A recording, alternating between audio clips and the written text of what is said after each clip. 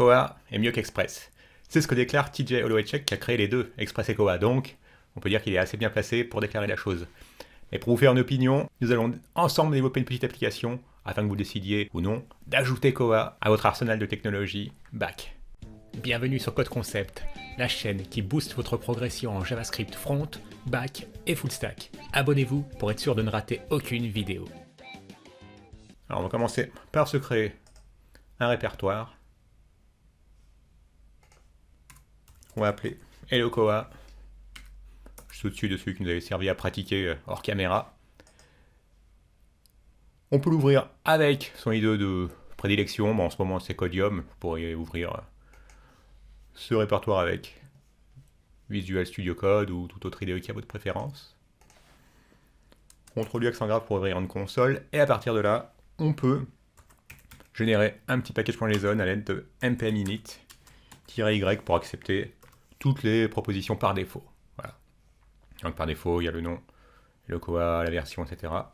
Et donc maintenant, ce dont nous avons besoin, bien évidemment, c'est d'installer Koa. La chose est rapide parce que Koa, justement, c'est le parti pris.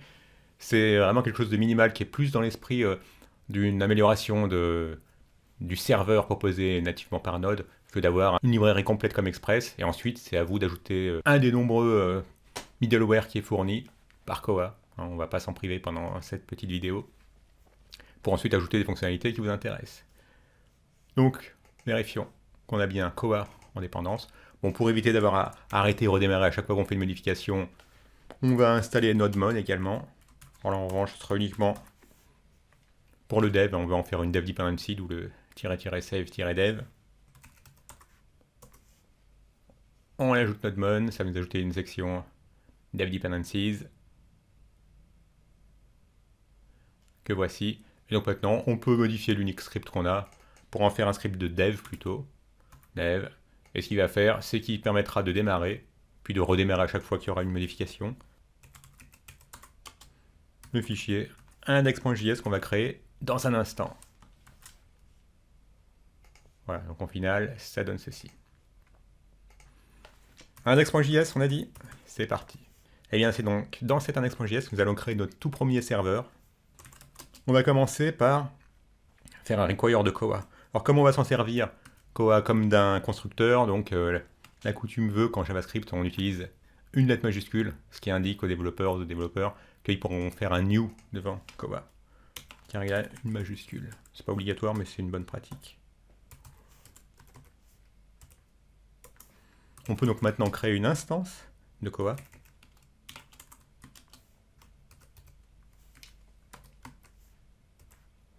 Et à partir de là, utiliser un middleware pour pouvoir bien simplement afficher du texte.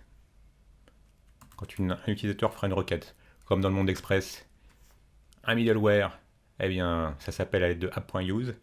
Et ensuite, on lui passe un callback.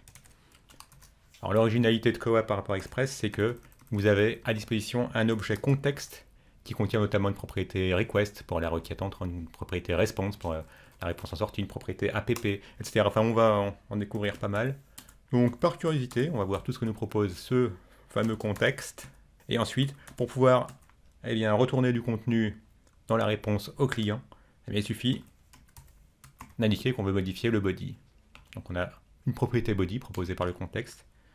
Et là, on va simplement mettre Hello World. Après tout, on reste fidèle à la tradition. Et ensuite, il faut bien écouter sur un port. Allez, on va créer une variable pour le port. On va dire qu'on va écouter sur le port 3000. Et pour écouter, c'est sans surprise la méthode listen qui nous permet d'écouter sur un certain port.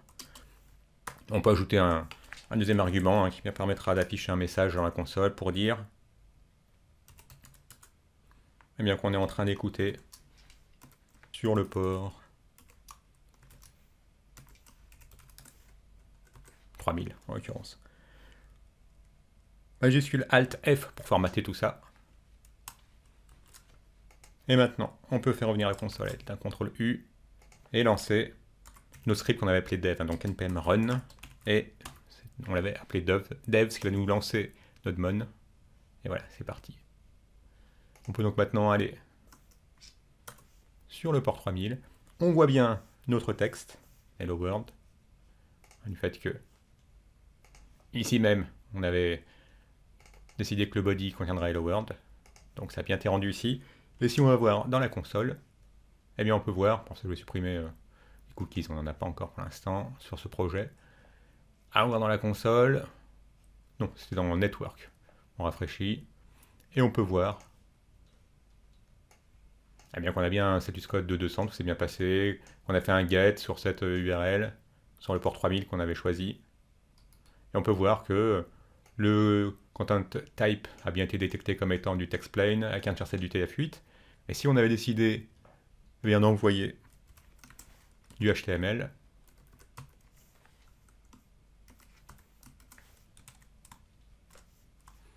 on sauvegarde, grâce à notre mode, on n'a pas besoin de faire un CTRL-C de relancer le serveur, c'est fait pour nous, on n'a plus qu'à rafraîchir. Et là on peut voir que le HTML a bien été pris, et que cette fois-ci ce qui est détecté c'est bien du HTML, texte HTML, sur un charset du TF8. Voilà pour le serveur minimal. Bon, on peut dire que quand on est habitué à Express, on se sent assez à l'aise. Même si on peut constater tout de suite qu'on a cet objet contexte, et on va aller voir dans la console ce qu'il en est. Mais regardez, cet objet a beaucoup de choses à nous proposer, beaucoup de propriétés, telles que request. On peut voir bon, la requête du client. On peut bien voir le user agent, je suis bien sûr sur un poste Windows, sous Chrome. La réponse, par exemple, pourquoi il y a ce statut de 404. Bref, comme je vous disais, cet objet contexte, il est assez riche. Imaginons que vous ayez envie de pouvoir afficher à un utilisateur le nombre de fois qu'il est déjà venu sur une page. Ça va se faire à l'aide d'une session. Vous savez qu'une session, ça regroupe un ensemble de requests et response. Eh bien, rien de plus simple à gérer avec Koa.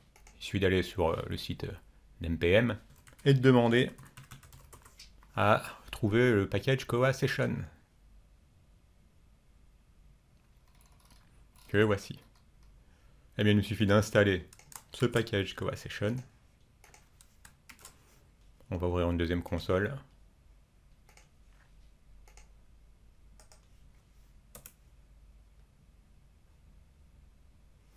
Voilà. On a bien Koa Session maintenant dans les dependencies, oui. Et pour pouvoir bénéficier des sessions, de nouveau, on va faire un require, cette fois-ci sur le package qu'on vient d'installer, Koa Session. Et vous vous souvenez qu'on avait dit que pour pouvoir utiliser des middleware, on utilise app.use. Eh bien, c'est ce que nous allons faire de nouveau. Ligne 5. Et on va indiquer, en utilisant session, qui se trouve être une méthode, il suffit de lui passer notre instance de Koa pour qu'on bénéficie des sessions. Vous allez voir, il va nous manquer quelque chose. Je vais faire exprès de l'omettre pour vous montrer l'erreur parce que c'est très facile de la faire. Ça, vous saurez quoi faire pour la corriger parce qu'elle est assez explicite. L'erreur va vous dire ce que vous auriez dû ajouter. Et donc maintenant, on peut commenter. Je vous le laisse juste pour que vous ayez encore une petite trace sur le console.log. Ainsi que ce qu'on envoie comme réponse. Ce qu'on va faire, on a dit qu'on voulait compter le nombre de fois qu'un utilisateur était venu sur la page. Donc on va se créer une petite variable qui contiendra le nombre de fois qui est venu l'utilisateur. Et ça, ce sera quelque chose qui vivra dans la session. Et la session, maintenant, elle sera disponible du fait qu'on a utilisé session, en lui passant app, ce qui fait que maintenant, on a cette variable session, et on a envie qu'elle contienne un compteur. Donc, on lui a adjoint cette propriété counter, mais au départ, la première fois, parce que le compteur, il n'aura pas de valeur. Donc, on ira, la toute première fois, on déclarera simplement que le compteur, qu'on récupère depuis l'objet session, la première fois, comme il n'y aura rien, on mettra nous-mêmes 0, puis ensuite, la fois d'après, on aura 1, puis 2, puis 3. Ce qui veut dire donc qu'il faut qu'on incrémente ce compteur à chaque fois qu'on passera par ce middleware. Et puis on va l'incrémenter avant, d'où le plus counter plutôt que counter plus, pour que counter vaille 1 à partir de la ligne 11 la première fois, puis il vaudra 2, puis 3, etc. Et maintenant que le counter a une nouvelle valeur, eh bien on va pouvoir le sauvegarder en session pour qu'il soit mis au courant qu'on a une nouvelle valeur. Pour pour la propriété counter. Et on pense bien envoyer quelque chose, parce que sinon rien ne s'affichera à l'utilisateur, de nouveau à l'aide de notre contexte.body. Et on va simplement indiquer, vous êtes venu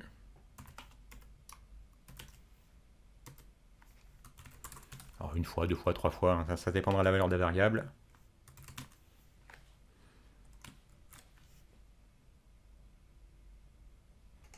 Et là, vous allez voir qu'il n'est pas content. Il va dire qu'il y a une internal server error. Et on va voir quelle est cette erreur.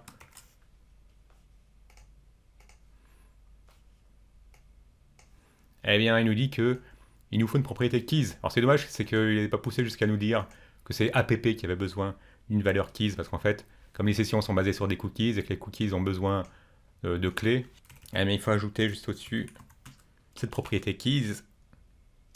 Bon, on peut mettre ce qu'on veut, nous on va simplement mettre quelle clé géniale, quelle clé super. Et là, et voilà, ça marche bien, vous êtes venu une fois. Ah là, vous allez voir, c'est bizarre. Ici, on voit que vous êtes venu 3 fois, donc ça incrémente de 2, alors qu'on est certain hein, d'avoir utilisé que plus, counter. En revanche, si on va dans un autre navigateur, puisque chaque navigateur envoie son propre cookie à chaque fois avec sa requête. Voilà. Ah oui, bah c'est vrai que ça c'est suite à des essais hors caméra. Voilà, je nettoie rapidement mes cookies. Et également 0. Bon, là, il n'y a pas de problème par contre. Là, l'incrément c'est bien de 1, donc ça vient pas du code, sinon notre incrément serait de 2. Mais c'est tout simplement, et là la doc le disait, hein, comme quoi il faut toujours lire la doc, c'est qu'en fait, sous Chrome, eh bien, il compte 2 requêtes, une pour la favicon et une pour notre page. Donc ce qu'on va faire, c'est qu'on va tester que si le chemin, vous savez, on a cette propriété path fournie par contexte, eh bien on teste quel est le path. Si c'est favicon.icon, eh bien on veut sortir de là, on ne veut pas atteindre le moment où on incrémente. Donc on va faire la même chose, on va ignorer la requête pour la favicon.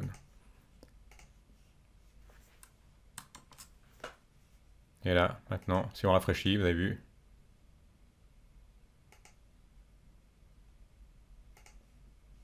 voilà, ça incrémente bien de 1.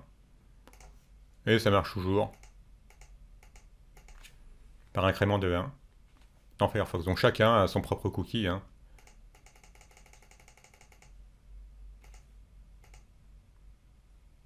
C'est marrant, hein, ça rame, bon, c'est sans doute parce que j'ai les DevTools ouverts ici, et que mon Chrome en ce moment il rame.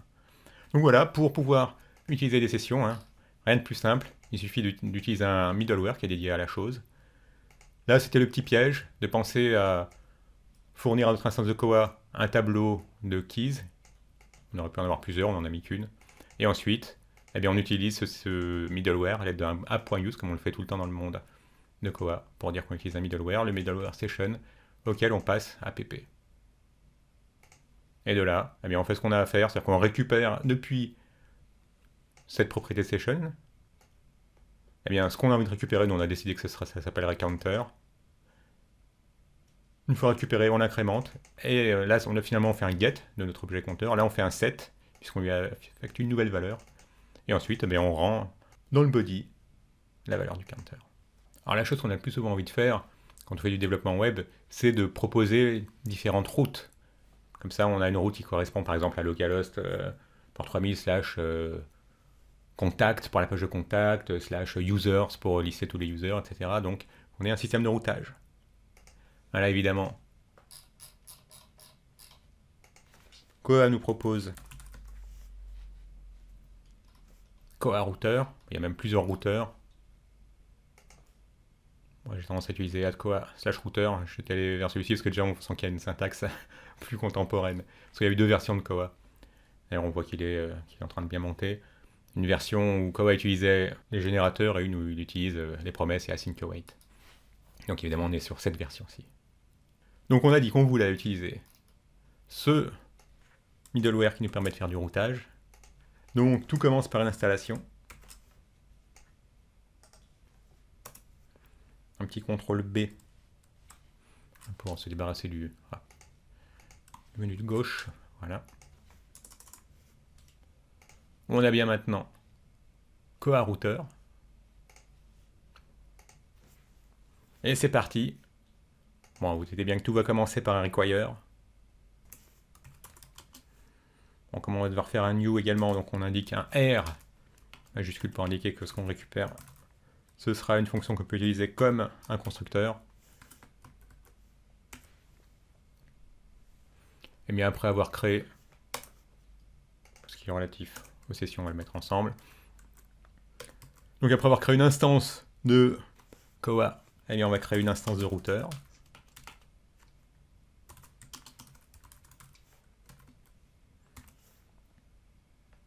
Et donc maintenant il nous faut des routes. Et bien vous pouvez constater que, il faut remonter un peu, qu'on a tous les verbes auxquels on est habitué. On a du get, on a du post, on a du delete, du patch, du put, du post. On va commencer gentiment par du get. Nous allons créer deux routes. Alors j'aime bien commencer par les routes les plus spécialisées, ça c'est un petit tic, histoire d'être sûr que la route la plus générale n'avale pas tout, ne soit pas un genre de catch-all. Donc on va imaginer qu'on a une route pour pouvoir voir tous les utilisateurs qu'on a, par exemple. Hein. C'est un exemple comme un autre. Et ce qu'on peut faire, ce sera l'occasion de voir également comment récupérer des paramètres. Ça suffirait hein, pour récupérer, pouvoir gérer une connexion vers le localhost port 3000/users. Mais imaginons qu'on ait aussi la possibilité de pouvoir récupérer un utilisateur par son ID pour avoir le localhost port 3000/user/1 ou /2 ou /3. Mais on le ferait comme on le fait dans beaucoup d'autres frameworks, aussi bien back que front, c'est utiliser 2 points pour indiquer que ID à ce moment-là serait une variable, donc il pourrait valoir 1, 2, 3, 4, 5, alors que là on n'a pas 2 points, donc ce serait vraiment le texte statique users. Et donc quand un utilisateur voudra aller vers /user/ quelque chose, eh bien on voudra utiliser ce callback. Alors async, hein, ça permet simplement d'indiquer que cette fonction va retourner une promesse. On aura à disposition, comme toujours, un contexte. Un contexte. Et donc maintenant, il s'agit de récupérer le paramètre. On a appelé ID, donc on va appeler notre variable ID également. Et ce qui compte surtout, c'est qu'on a cette propriété params dans notre contexte. Et que maintenant, on peut récupérer un paramètre qui se trouvera dans l'URL. Bah, ici, comme on avait appelé ID, là, on est obligé de l'appeler ID. Il faut que ce soit la même chose ici que là. Puis on peut récupérer également, ce qu'on va faire, c'est récupérer depuis la session le compteur. Voilà, on sait que c'est de nouveau l'objet contexte hein, qui nous met à disposition une session qui elle-même comporte le compteur. Si bien que maintenant, on pourra, pour toute personne qui aura navigué sur localhost port 3000/user/ quelque chose, et bien on pourra lui retourner comme body. Donc, de nouveau à l'aide du contexte, on définit quel sera le body. Et bien on voudra dire que ce sera la visite numéro. Alors, counter, c'est ça qui nous compte le nombre de visites. De l'utilisateur avec l'ID. ID. Bon, puis on va quand même laisser notre route par défaut, celle correspondant à la page d'accueil, hein, donc avec simplement un slash.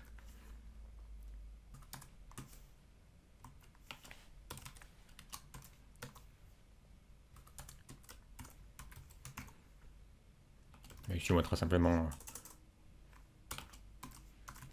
hello. Bon, on avait hello world, on a déjà fait, donc on a le droit maintenant de prendre des libertés et de mettre hello Koa. Bon là on a mis notre async, on aurait pu s'en passer, mais c'est juste dans la vraie vie, si on peut dire, on aurait par exemple la récupération depuis la base de données d'un utilisateur qui aura cet ID, hein, ce serait quelque chose du genre, je sais pas moi, users.find1, c'est du pseudocode, hein, ou find by ID, et on trouverait quelque chose par l'ID. Et comme c'est quelque chose qui pourrait prendre un temps indéterminé, à ce moment-là on utiliserait await, async await.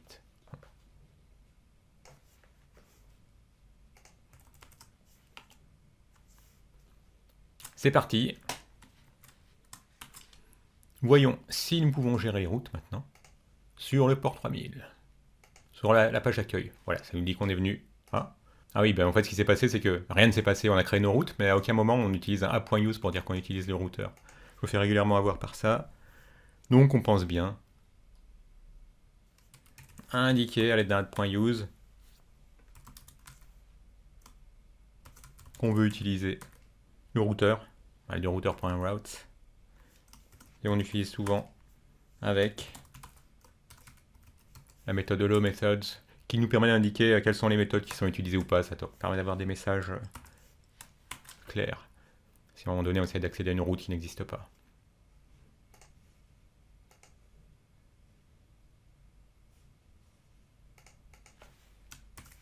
Alors, admettons qu'on est un utilisateur 1.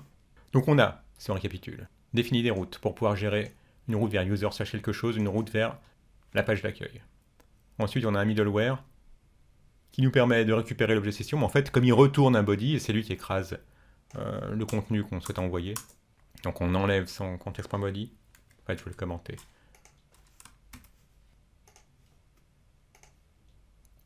Alors là, il nous dit not found. On a bien users au pluriel. Si on récapitule, le premier middleware, sa responsabilité, en fait on a même un, le premier, lui, c'est de pouvoir nous mettre à disposition des sessions. Celui-ci, sa responsabilité, c'est de mettre à jour le compteur, qui se trouve être une variable de session. On va descendre nos routes. Une fois que tout a été fait, on propose des routes, on gère des routes, deux routes.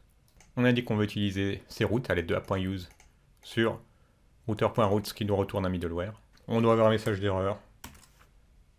On n'a pas de message d'erreur. Donc l'erreur est toute bête. Pour passer d'un middleware à l'autre, de ce premier qui est chargé de gérer ce qu'on a en session, vers le suivant qui se charge de gérer les routes. Enfin qu'on utilise, il est mis à disposition le deuxième argument qui s'appelle next et qu'on indique à l'aide de next qu'on veut passer au middleware suivant.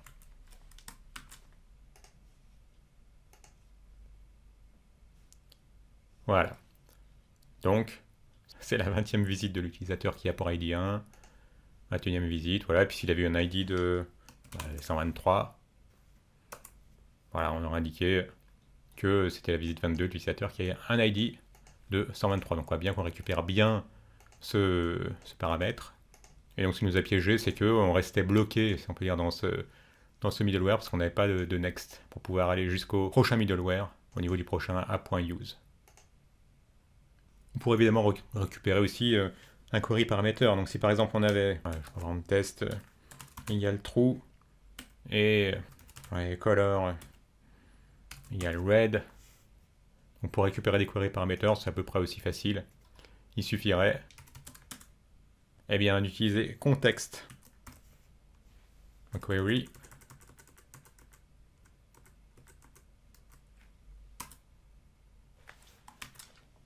et là donc on a deux paramètres de query parameters. Je sais plus ce qu'on a mis, color red et test true.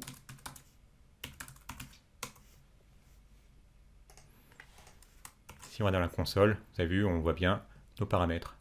Donc il suffirait, si on avait besoin, c'est ce qu'on utilise souvent pour faire de la pagination, des choses comme ça. Et par exemple, pour récupérer la couleur, on utiliserait la propriété color. Puisque context.query, c'est un objet. Avec, en propriété, chacun des query parameters.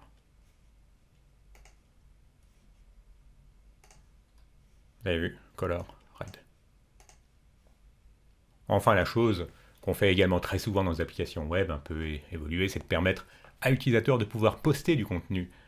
Il s'agira, de gérer une route qui est capable de prendre en compte le post. Ça paraît évident, mais avant ça, il va falloir qu'on puisse gérer ce que l'utilisateur va nous envoyer. Voilà, comme dans le monde d'Express. Il s'agira d'avoir recours un package qui permet de récupérer, un package qui permet de parser le body. Donc il s'appelle Koa Body Parser. Voilà, il était sous mon nez. Maintenant, vous êtes habitué au fait que tout commence par un import. Ah oui, mais sauf qu'on l'a pas importé. C'est pour ça qu'il me le suggère pas. Comme quoi. Allez. On n'a pas installé plutôt. npm install koa-body parser. Voilà, à nouveau quelque chose qui est assez léger, hein, c'est pour ça que ça va toujours assez vite. Dans le package.json, maintenant on a bien notre body parser. Et cette fois-ci, ça va nous être suggéré.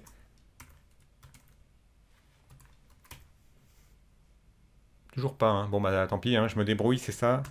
Body parser. Comme ça, middleware, on l'utilise à l'aide de app.use. On passe body parser, hein, qui est un middleware. On pourrait passer les options. On va pas le faire, hein, pour l'instant c'est une initiation rapide qui vous permet d'être opérationnel sur Koa. Et maintenant, eh bien, on va pouvoir créer une route qui sera capable d'écouter le post. Admettons qu'on ait un formulaire sur la page d'accueil. Donc, en cas de post sur, on a dit la page d'accueil, on aura à disposition toujours dans le callback notre objet contexte. Et bien, on va commencer par s'assurer qu'on arrive bien à récupérer, alors depuis notre contexte, et donc depuis la requête entrante,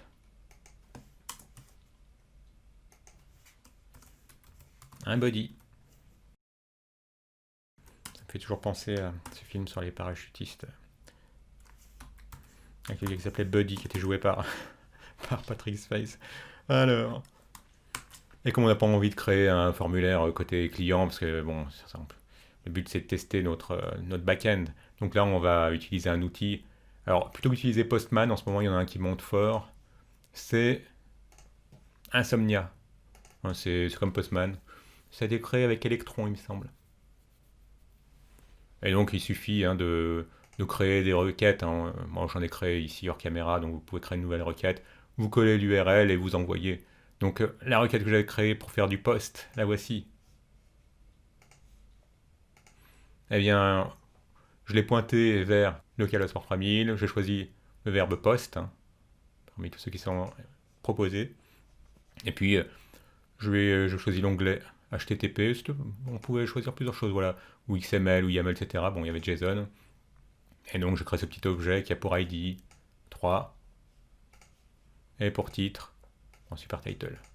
Là, en preview, c'est le résultat de mes essais hier hors caméra quand j'ai préparé cette vidéo. Et donc maintenant, est-ce qu'on a bien sauvegardé? Oui. On envoie. Ah, not found. On a un petit souci. Rien de méchant. Va peut-être falloir... Ah bah si. En fait, bah, on voit bien que notre body est récupéré. C'est sans doute parce qu'on n'a pas renvoyé quelque chose qu'il n'est pas content. Oui, c'est pour ça. Donc, la chose a fonctionné, mais il se comporte comme s'il n'arrivait pas à trouver cette URL, parce qu'on a une erreur 404, comme si on faisait une requête vers quelque chose qui n'existait pas. Donc ce qu'on va faire, c'est qu'on va retourner quelque chose, parce qu'on voit bien que notre body, il a bien un edit 3, un titre de super title. Eh bien, nous allons retourner au client qui a fait cette requête. Ce sera une fonction d'écho, finalement, on va juste faire écho à ce qui aura été posté.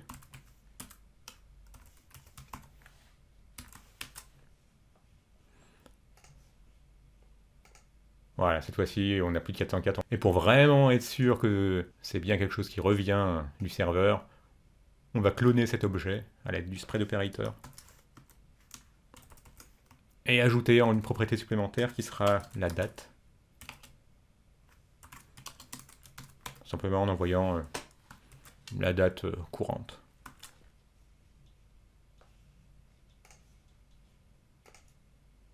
Voilà, vous avez vu, ça c'est ce qu'on poste. Ça, c'est ce qu'on reçoit du serveur. C'est-à-dire les données plus une date. Donc il n'y a aucun doute, c'est bien passé par le serveur. Et enfin, le problème le plus courant qu'on a quand on veut mettre à disposition notre backend à des clients, bah, c'est les problèmes de CORS. Parce qu'on n'aura pas la même URL, ou même simplement pas le même port. Ça suffit pour avoir des problèmes de CORS. Eh bien, le réflexe, vous l'avez maintenant, j'espère, c'est d'aller sur NPM, de chercher Koa CORS. Moi, je vais toujours sur celui qui a cette forme plus moderne avec un @ / quelque chose. Voilà, 217 000 fois par semaine. Hein. Ça prouve bien que Koa, c'est bien plus populaire que ce qu'on imagine. Il est juste simplement éclipsé par le plus ancien, l'avantage documenté Express.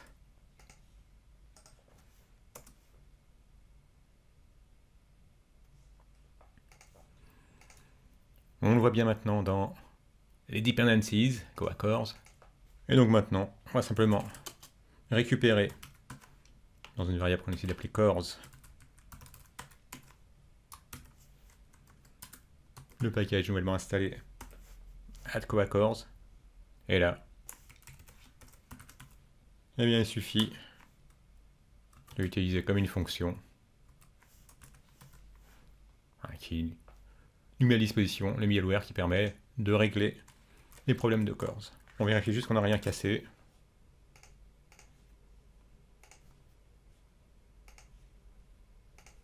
Voilà, ça fonctionne toujours, y compris sur la page d'accueil.